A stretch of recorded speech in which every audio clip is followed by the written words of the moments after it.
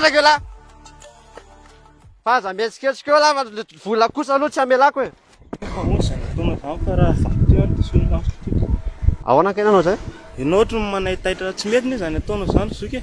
Araka amin'ity hazo ty ianao. Fangailao na olona ananakitsosa ato. Ka ianao ohatry ny manahitaitra ko maninona ianao. Le olona ato mahakrizy anahy fa ray volana veranga ty 1 million tsy mety omena anako tsy maintsy zay tena aza mihetsiketsika eo lahy fa hitondrako an'ity tsy maintsy mame volako izy. Sana mba ampianao iaraka aminazy vany ka? Sao de mba ampianao iaraka antsika de am'izay koa mba misy bandibandy be dia be tsy maintsy mame vola izy de anao mitondra an'ity ary.